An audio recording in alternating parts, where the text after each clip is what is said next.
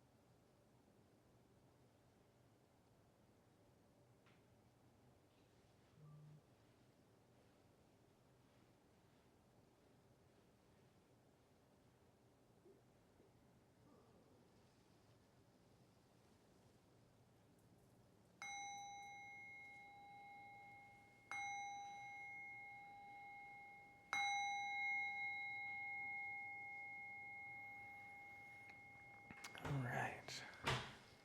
Just to bring us back into that quiet a bit and bring back that focus after our short break there. So, as we all know, we're here at the Quiet Refuge of Daily Lives retreat. So I focused my teaching today on the word refuge a bit. Specifically, my talk is taking refuge in the sacred mundane, so that we can kind of see what that is, understand what that means. And then a little later when May speaks, she's going to be giving us more of the practical ways of applying these practices. Before we begin, I gave you guys all journals. If you want, and you don't have to, but if it speaks to you, to take just a moment and write in the journal what the words refuge, sacred, and mundane mean to you. Just sort of defining those words for yourself, and we'll reflect back and see if that's any different at the end of the talk. So, refuge, sacred, and mundane.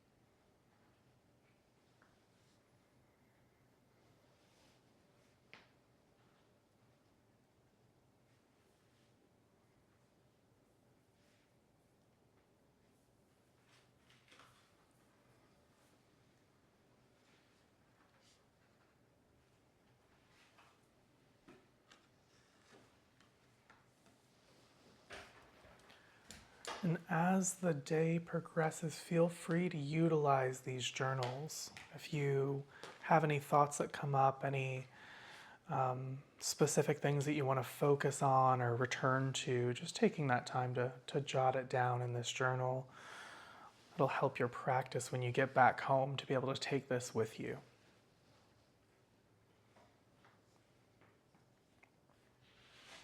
Refuge, sacred, and mundane. So while you guys are still writing, I'm going to just briefly begin, kind of give you guys an idea of what I'm writing about and what I'm talking about here. So, taking refuge in the sacred mundane. You know, I was sitting with this thought and really trying to decide, what does that mean? What does it mean? How can we approach this in a way that everybody can understand?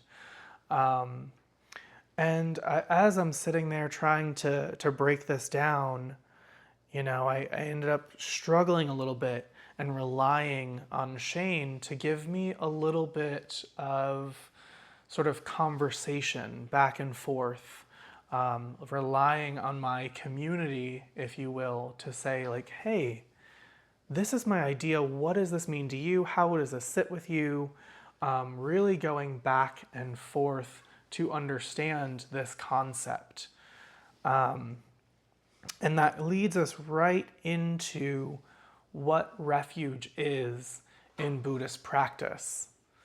So I'm going to start briefly here with the refuges. So Buddham Saranam Gacchami. I go to the Buddha as my refuge.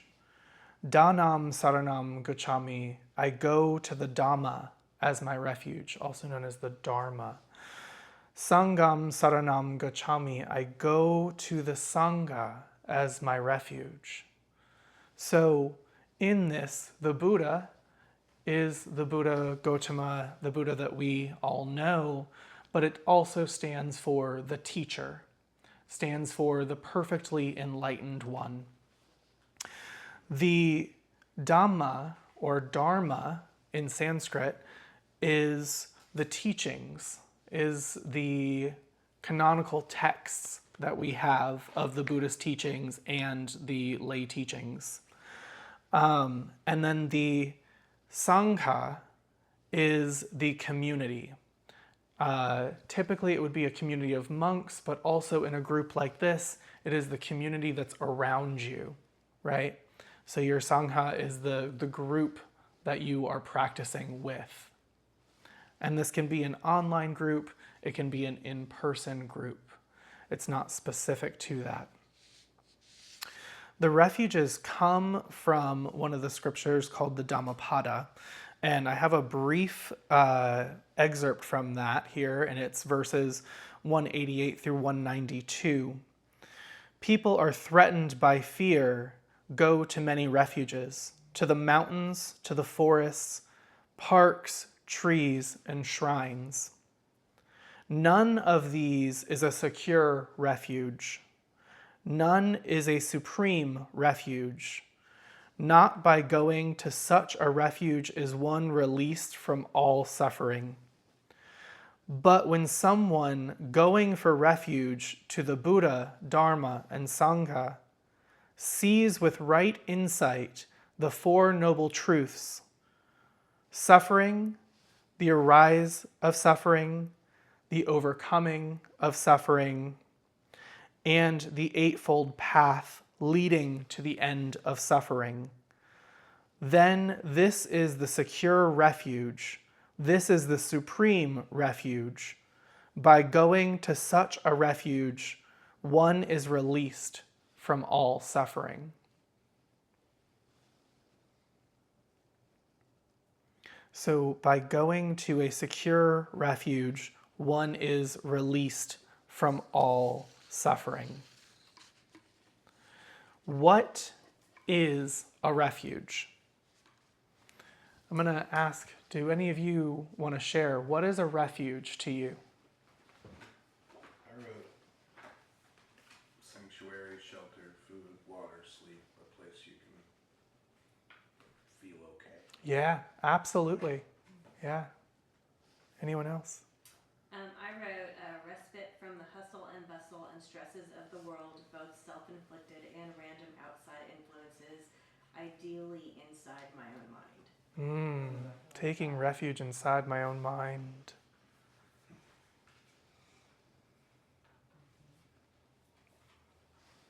Yeah, good. So the actual definition of refuge is a shelter or protection from danger or distress. So exactly what you guys were saying. I love the in my own mind because that means that that refuge is always there for you, right? Sometimes our mind doesn't feel like a safe space, right? And so find refuge.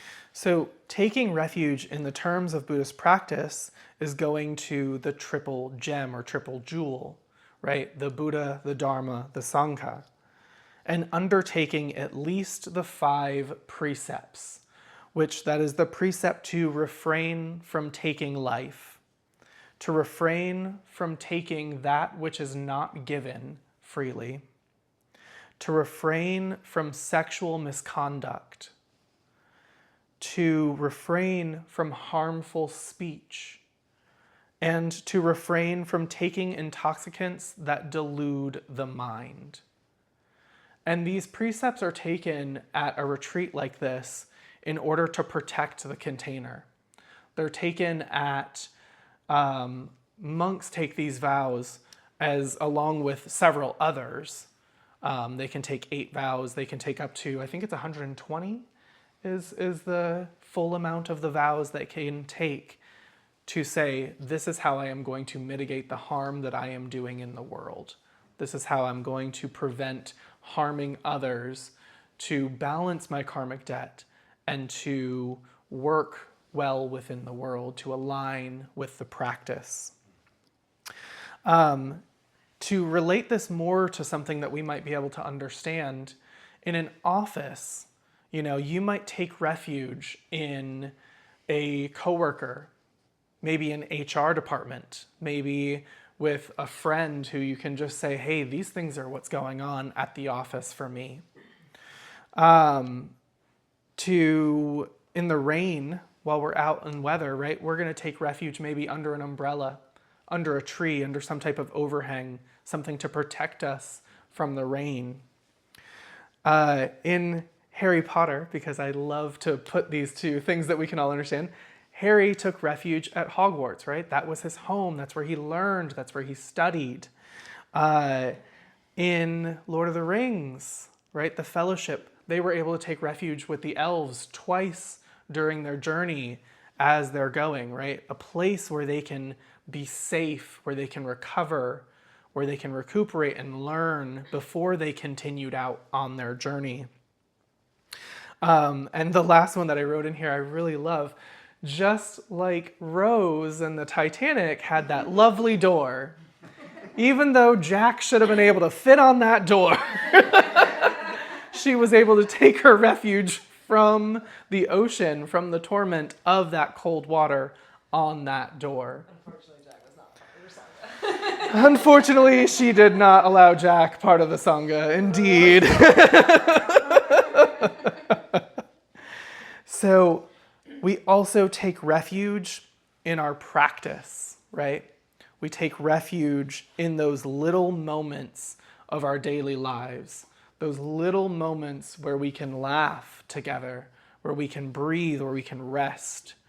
And it saves us from all of the craziness that's happening in the world at any given time. So what are we taking refuge from, though? We know about taking refuge. We're hearing these things. What are we taking it from?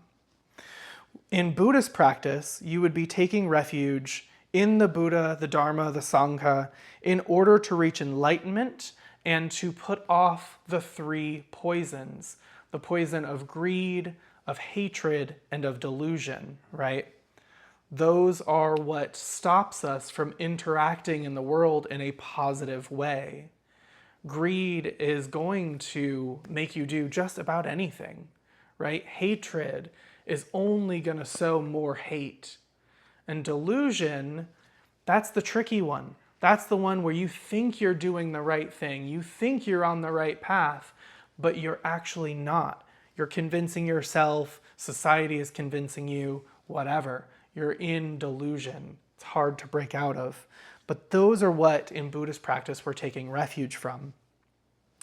We also are taking refuge to see the harm we are doing to others and learn how we can reduce that harm. When we're cleaning our house, right, we're not necessarily taking refuge from doing the dishes. We're not taking refuge from having to sweep that floor, but we're taking refuge from the mind that resists doing those practices, right? So we're not saying like, oh, I don't want to do that thing, so I'm going to take refuge in something so I don't have to do it. It's not an aversion tactic. It's something that is allowing us to go, oh, I don't want to do this. Let me take refuge in that knowledge. Let me practice in that knowledge. Refuge is not an escape, right? It is a protection from confusion. We are not trying to seek refuge to disassociate from what we're doing, right? We're trying to appreciate the end result and the path that it took to get there. We're not hiding away from what we need to do. We are appreciating the road and path and appreciating that end result. Throwing it back to the Fellowship of the Ring, the company did not hide with the elves solely to be away from fear and danger. If they did, they would have never made it to the end of their journey. They would have never destroyed the ring. They would have never defeated the great evil in the world, right?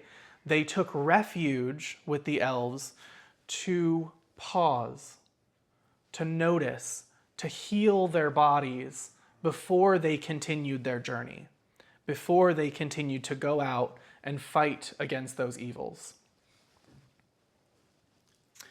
So let's look at the refuges, the Buddha, the Dharma, the Sangha, but let's turn it into a way that we can represent this in our daily lives, even if we're not Buddhist practitioners, right? So instead, looking at it as the teacher, the teachings, and the community.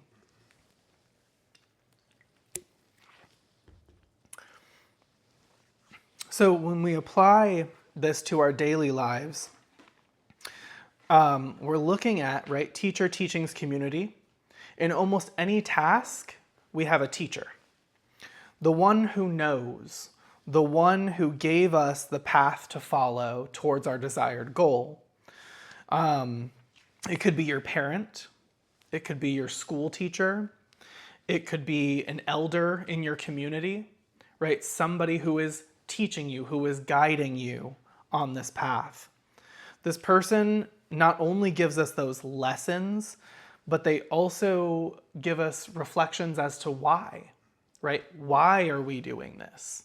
I need you to clean your room, not just so that your room is clean, but because that way you can find things, that way you know what's clean and dirty, that way, it's presentable for the guests that we have coming over, or you're doing this math problem in this specific way so that you know why the answer is this, right? I know most of us, probably all of us, were taught longhand math problems, even though calculators exist. And I remember asking over and over and over again, well, why do I have to learn this? I have a calculator. Calculator's going to do it for me. Calculator in your pocket at all times is what I was told. You'll never have a calculator in your pocket at all times. We all have calculators in our pockets now. But you never know. You never know. You could be out and needing to do some long-form algebra at any time. But we learn it in a specific way so that we know how to do it and we know why we're learning it to do it that way. In cleaning, to relate it something in our daily lives, our teacher taught us how to clean, the importance of cleaning, right? In lawn care, we would learn, how to cut the lawn, but also, why is there a patterning? Why do we shift up that pattern and do it the opposite way a different time, right? So that we don't lay all the grass the same way, so that it grows properly, so that you have, even just for an aesthetic reason, you have those beautiful lanes going down your lawn, or whatever it is that you want. In the pursuit of a career, we might learn those skills of the trade, right? But we're also going to learn professional conduct and ethics. Those aren't necessarily what you have to do your job, but those are those additional little pieces that your teacher is going to give you that's going to help you be better at what you're doing. Now, once we've learned all of our basic skills, our teacher usually sets us free. tells us, go fly, go do, practice what you have been taught. And in those moments, that's where the teachings come in, right? So they don't just say, go do, and give you no reference material. They say, go do, but here, take this with you. Take this so that you can do it the right way, so that you can go back and reference it and learn it for yourself at a deeper level. In Buddhist practice, right, this is the Dhamma. This is the canonical texts of Buddhist practice, whether it's the long discourses, the middle discourses, the short discourses, or the Dhammapada itself, or all of these different forms of writings that we have. In cleaning, it might be a book by Marie Kondo.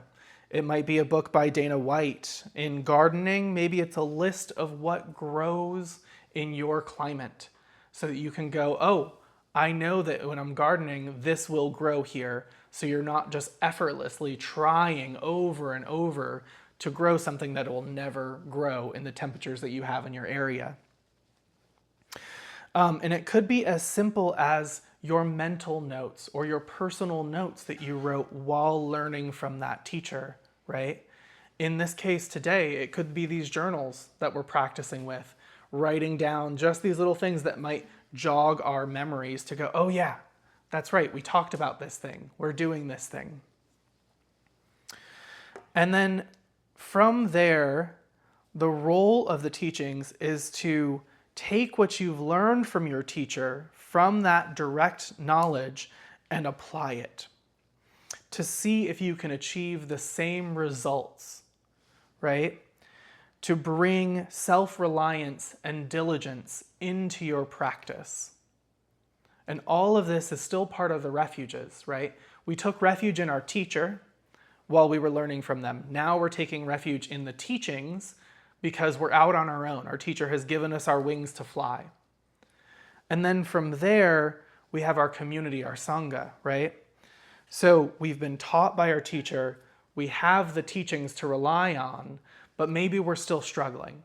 Maybe we've gotten to a point where we think we know enough, but there's always something more to learn, right? And that's where our community, our Sangha, comes in. And when we are with our community, we can learn as much as we did from our teacher, if not more. We can learn through cooperation, but we can also learn that many hands make light work, right? So again, bringing it back to cleaning, when we are cleaning, if we have somebody helping us, it's going to get done faster. We might notice, ooh, frustration. You didn't do that the way I would do that. I would have cleaned it this way, or it would have been cleaner if I did it myself. But that's just part of our practice. That's part of being in community with other people. We notice, aversion to working with somebody, a specific person, whatever that is. We notice, annoyance, what might be coming up for us. Or maybe we just notice appreciation, gratitude that this person is here helping us, that they're working towards a same goal with us. I love having notes. So we get the chance to practice with these different feelings that might come up when we're in community. So we have our lessons from our teacher, we have our lessons from the teaching. When we go into actually practicing with other people, there's a whole new lesson there, right?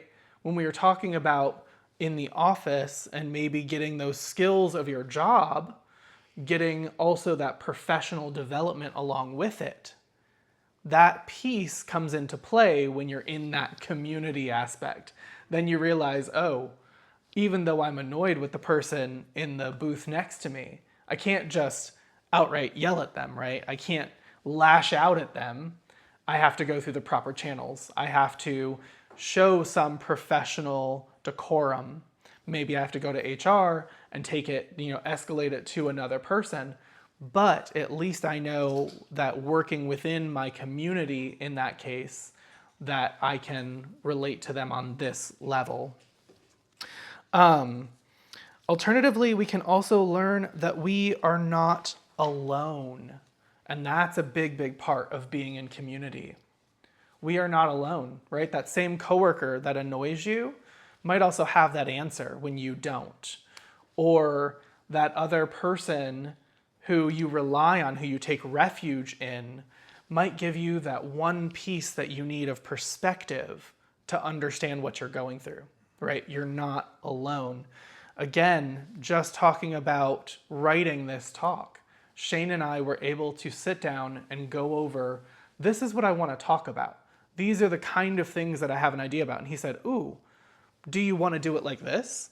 Or what do you mean by that? How would you explain that out? If I had this question, what would you say? So I was able to rely on my personal sangha, my personal community from my home to inform my teachings for you guys today. I was able to go, oh, there's something that needs to be shifted because I was able to take refuge in another person. So I have a question about that. So if, like you were saying, you're given a task, like you're taught to do something, and then you find your own way of doing it better or more proficiently, do you then shift the dynamic to where you are the refuge? Good question. Good question.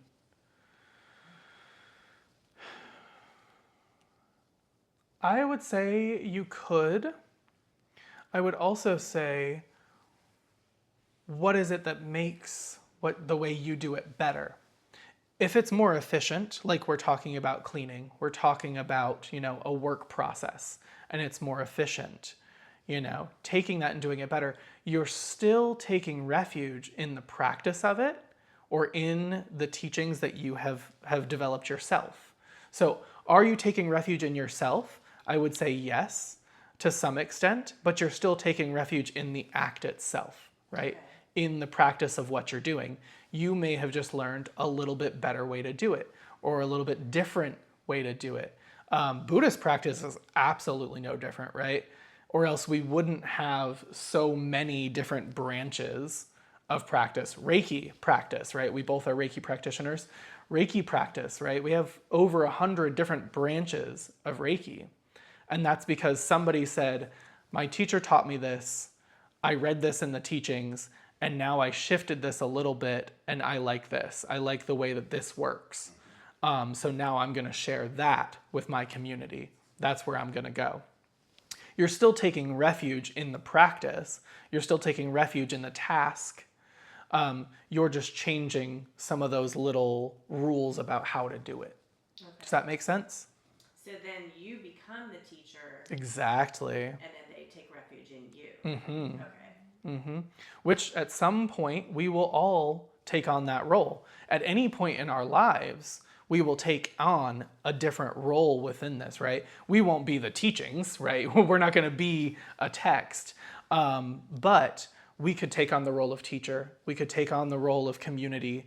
We could take on the role of student who's learning again to begin, right?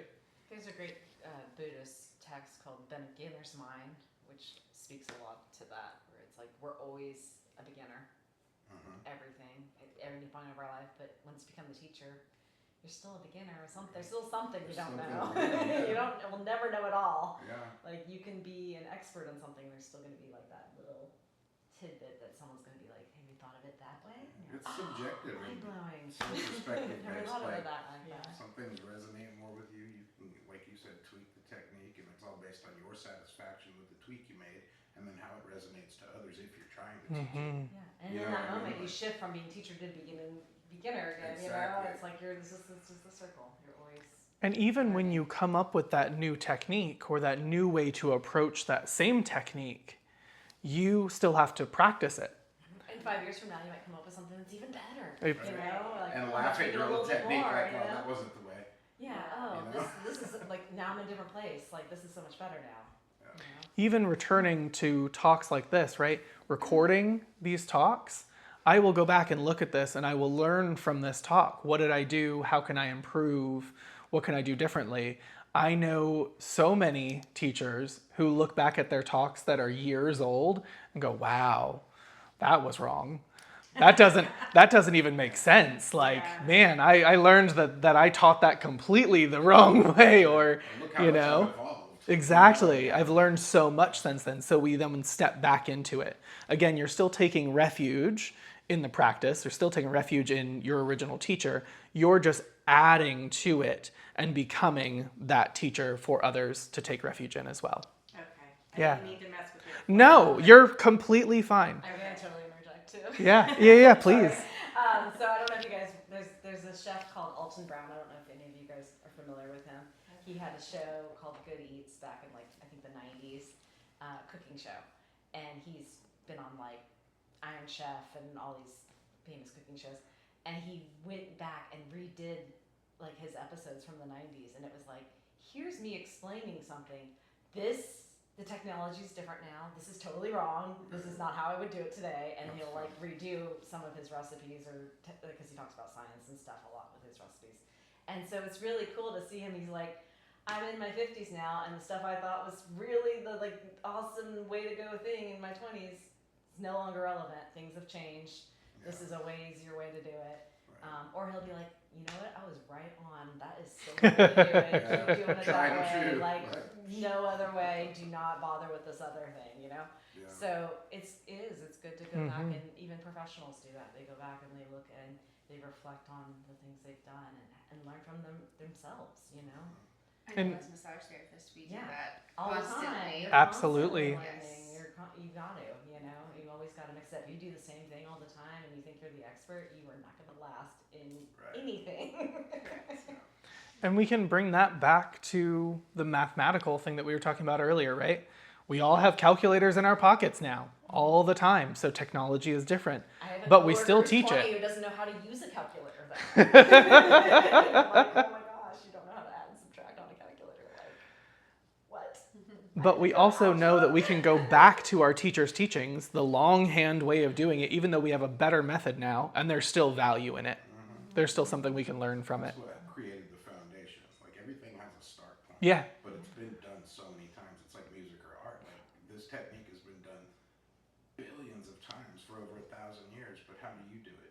And do you do it more efficiently and get the same outcome that you're satisfied with? Like, so many. Yeah.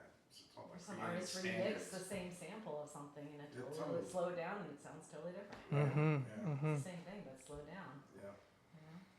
So, bringing that back to the talk here, we can also see how, as we reframe those concepts of refuge and specifically the three jewels into teacher, teachings, and community, how that even just now, we all just came up with different ways to look at it, to understand it, right? So bringing those sacred concepts into the mundane, into our daily lives, we can see how that applies. And the same thing can go for any of these teachings today that you're going to hear, right? There's going to be this sort of formal or sacred teaching of it, and then we can bring it to the mundane level. We can bring it to something that we can understand it as. So bringing it back to sacred mundane specifically, the definition of sacred is entitled to reverence and respect, right? Something that is entitled to reverence and respect. Whereas mundane can be defined as characterized by the practical, temporary, or ordinary. So sacred mundane is that which is present in your ordinary life that you can find reverence or respect in.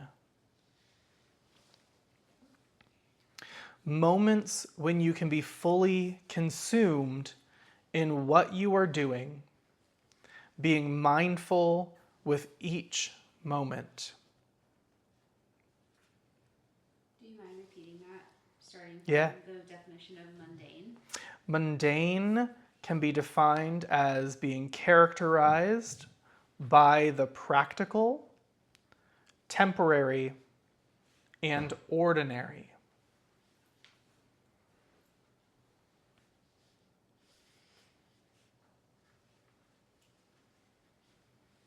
The sacred mundane is that which is present in your ordinary life that you can find reverence or respect in.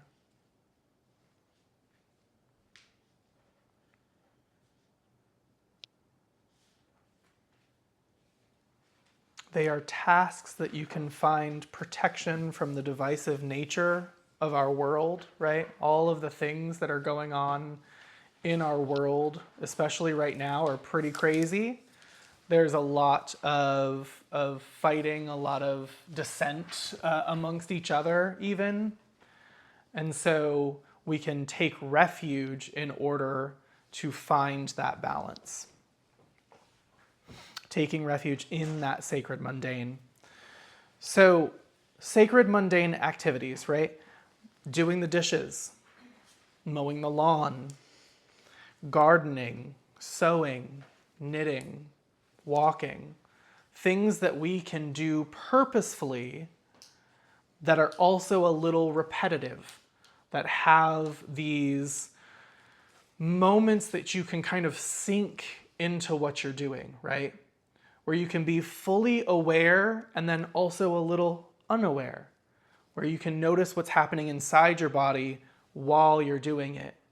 I don't know, Ian, maybe that's glass blowing for you, right? You can get into it. You get into a rhythm and you've done it so many times that you just kind of go on autopilot and have that opportunity to take the headspace and create some sort of meditation out of it versus making it monotonous and a negative experience for you. Exactly. That's exactly how it is. Instead of it being that monotonous experience, you can be mindful of each part, and there's some richness to what you're doing. That is bringing sacredness to that mundane task, right? So when we're cleaning, to bring it back to Buddhist practice, when we're cleaning, it can remind us of impermanence, anatta, right? That nothing is permanent. Everything rises and falls. There's a beginning and an end to everything. When you're cleaning, not only is the dirt impermanent because you're cleaning it off, but it's just going to come back over time, right? And you're going to have to clean it off again. So reminding yourself, oh, impermanence, look, I can bring this sacred concept to my mundane practice. We can also look at it by reframing our negative reactions to positive ones. So maybe while you're cleaning, you're thinking, oh, this is so dirty, this is so gross, why has this not been cleaned, right? All of those negative reactions. And you can stay with those negative reactions, notice them, notice why that's bringing that up in your body, but we can equally go into, oh, I'm so grateful that this is now clean. Oh, look at how it shines when it's clean. Oh, look at this removal of this dirt, this removal of this layer that's on top and over everything, right? When we're gardening, it can remind us how precious life is. For anybody who is an amateur or not amateur gardener, you know that you plant about 20 seeds and maybe 15 of those grow. And it can be frustrating.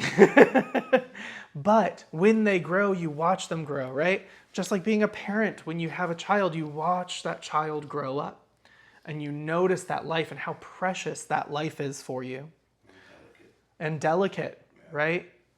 Both with the life of our children and the life of our plants, right?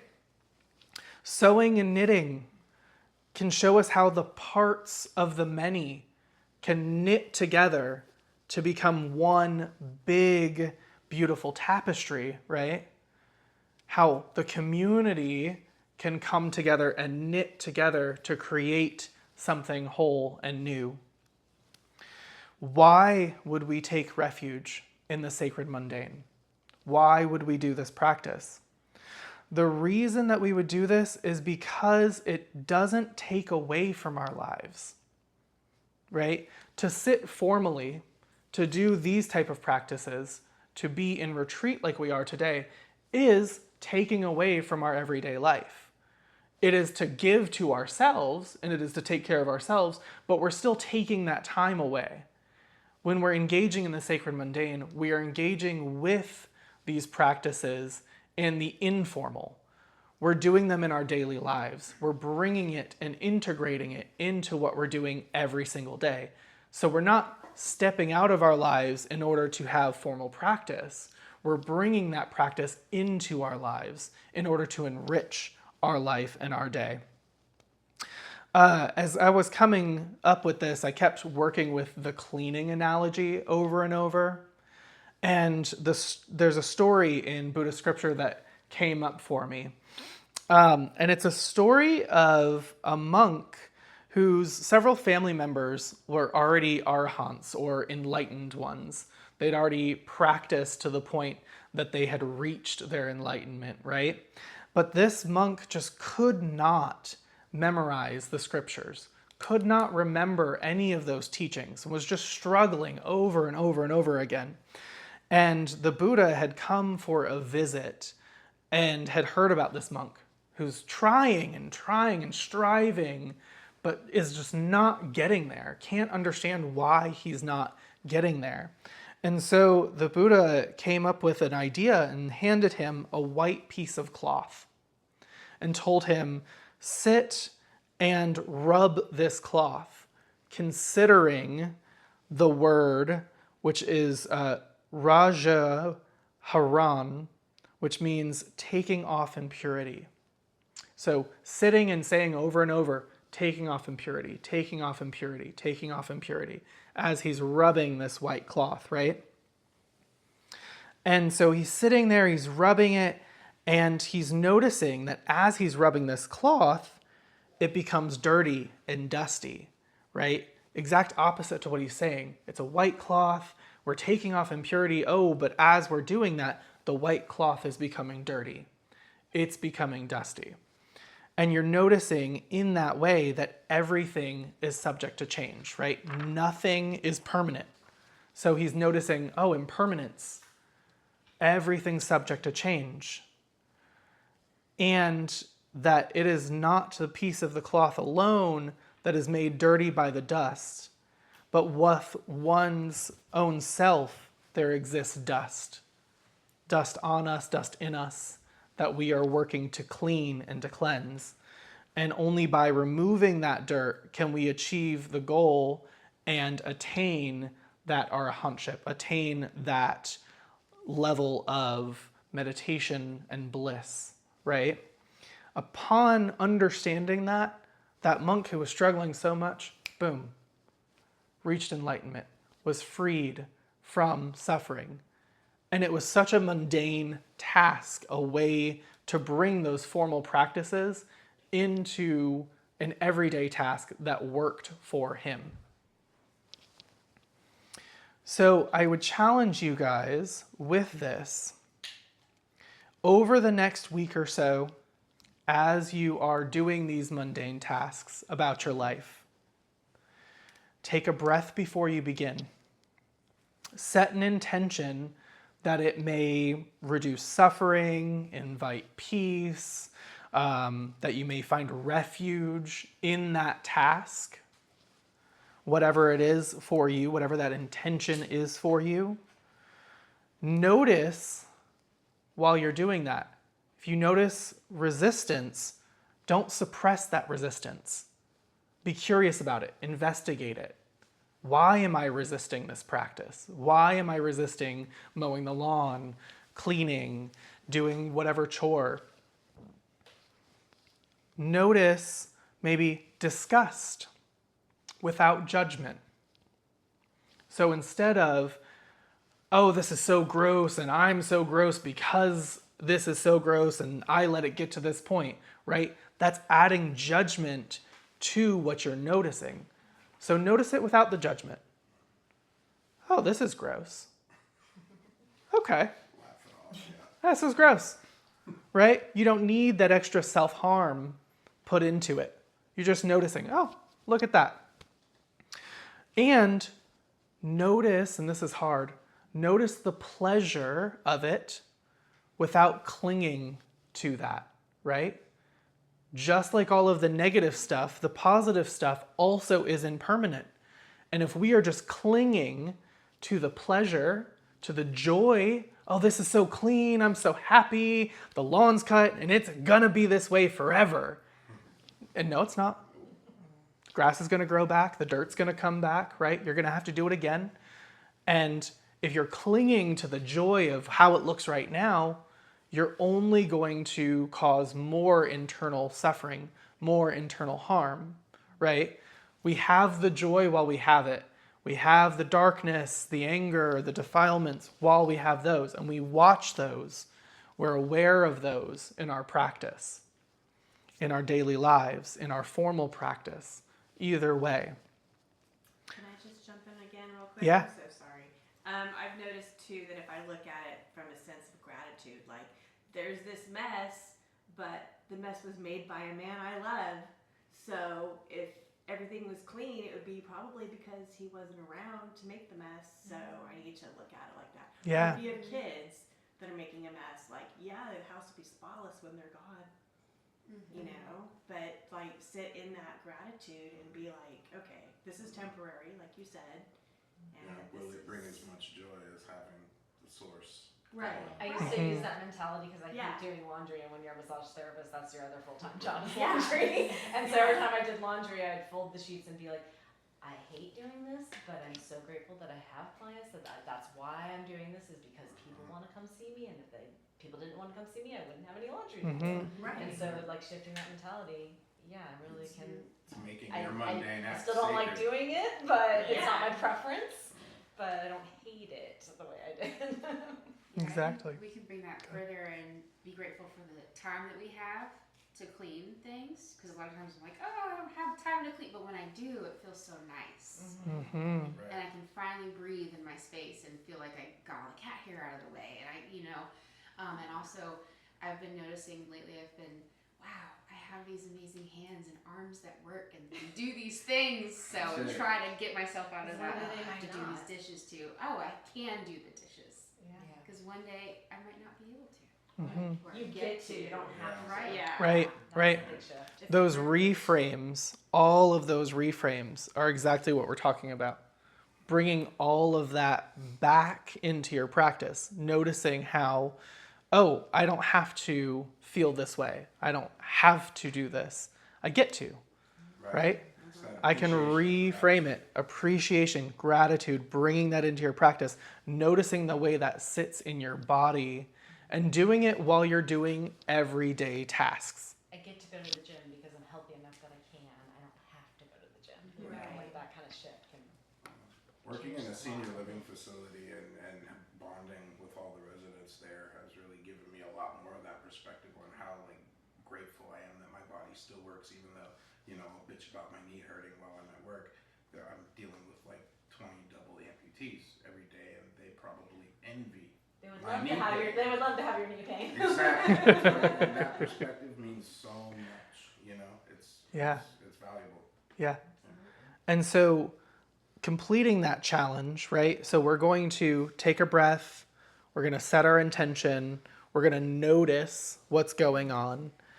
Then we're going to contemplate what that means for us, right? So we've already reframed. We've noticed that.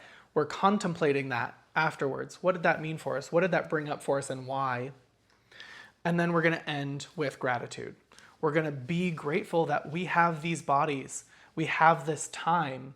We were at the right place at the right time to do that practice, right? The stars aligned just right for you to have been able to do this right now and to have the awareness that you're doing something, right? There's a lot of people who aren't aware. They're going through every single day just doing. So you have the awareness because you've cultivated it, because you're practicing in a way that you can be aware. And even just 3 mindful minutes within what you're doing will transform that task from something that's mundane to something that's sacred, to something that you can take refuge in as you're practicing. So if you remember nothing else from this talk, I want you to remember that refuge is allowing yourself to take space to learn and practice in safety, right? It is through the teacher, the teachings, and the community that we're able to find support for our practice and for what we're learning. And spiritual learning can be simple, and it can be found in our everyday lives, not just in formal practice on a cushion, right? It's something that we can find any time within our lives. Yeah.